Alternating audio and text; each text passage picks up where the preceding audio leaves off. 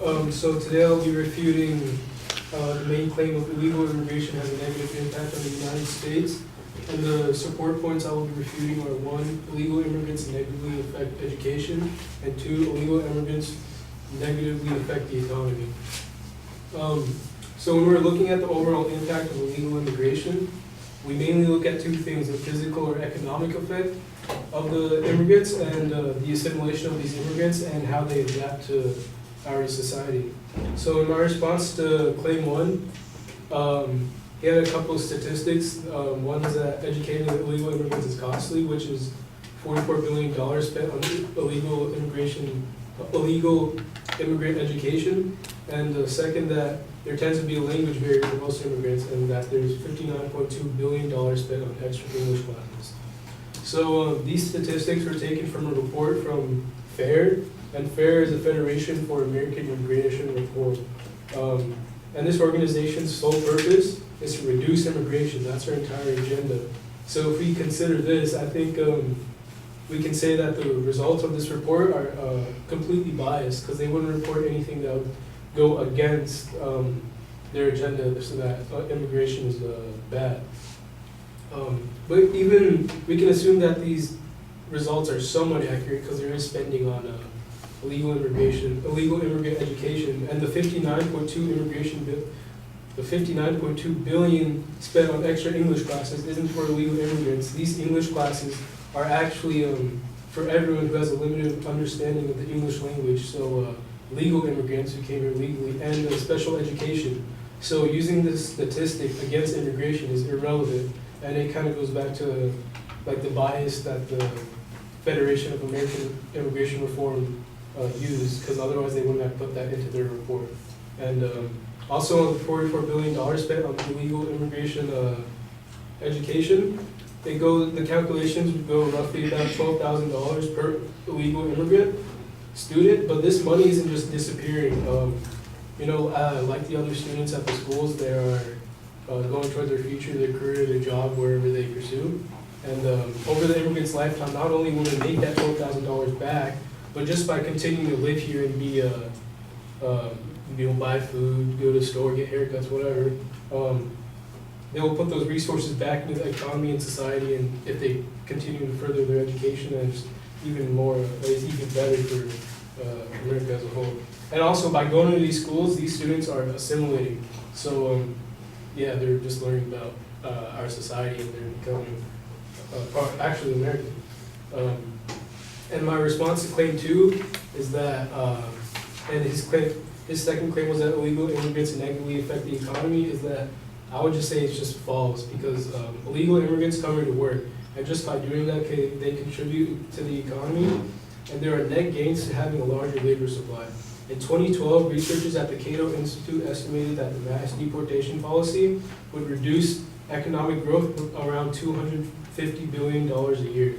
So these illegal immigrants are people who are embedded and actively participating in the economy, just like a normal U.S. citizen. And also, he used the reason that most immigrants don't pay taxes due to being paid under the table. I would also say that this is false, because it's just not possible. Actually, undocumented workers have contributed $15 billion a year to Social Security through payroll taxes. And this is per Stephen Goss, Chief Actuary for the Social Security Administration. And the reason this is because if an immigrant is employed, the employers and businesses must report all of their earnings, including profits and employee payrolls, to the agency and bureaus. So if they left, if they really were paying an employee massive or lots of money under the table, the bureau would have to reach out to them to see what's up. So even if they are getting paid under the table, it's not a significant amount. Overall, these immigrants positively contribute to the U.S. economy, and by having their kids attend American schools, they're assimilating to society. And that's why illegal immigration does not have a negative impact on the U.S.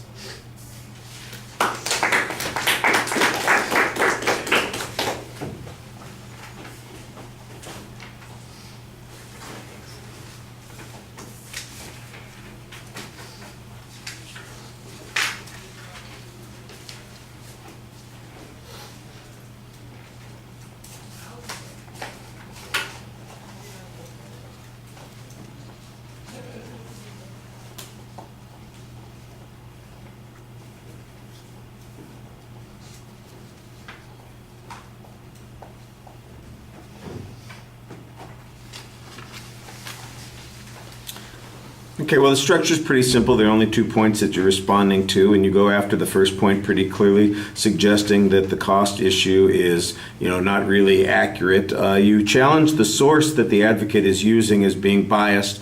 Although they have an agenda, I don't know that that automatically makes them biased. The question is the information that they're using misrepresented, or is it, does it come from illegitimate sources, or do they have some basis for the information that they're presenting? It was a little bit confusing because you make it sound like there was $59 billion being spent on English, and that can't possibly be the number. Maybe 59 million was the number that was going on there. That's confusing. You always want to make sure that you get those numbers consistent. And that's one of the reasons why it's best to have direct quotes instead of paraphrasing or summarizing an argument that you've read. The direct quotes, you're not going to make those kinds of mistakes. And, like I said, I'm back to the question of being confused as to what is the actual amount. You then mention 44, again, billion or $1 million, and you get it down to $12,000 per student. So that's the cost of educating the population, I guess.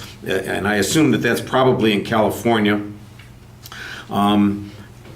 So there is a cost element there, but you say in essence that we're going to make that back, and that's an assertion on your part. You give us a hypothetical on that. If they stay and they work and they develop, those are a lot of conditions that have to be demonstrated, and we don't have any evidence to go along with that. So I think you need some good counter evidence on that information to support your position. When you get to the economic argument, you basically say it's false because they came here to work. Well, the fact that they're working, I think the argument that the advocate would be presenting was that their working puts them in competition with native workers, and there are negative consequences about that. Fewer jobs available, or issues concerning what the wages are going to be. The Cato Institute information is pretty good, suggesting that we need the workers. Having a large workforce is beneficial. There's a decline of potentially $250 billion in the economy if we were to get rid of all of these folks. I don't know what the conditions were in the Cato Institute study, but at least you've got a source citation on that makes that argument.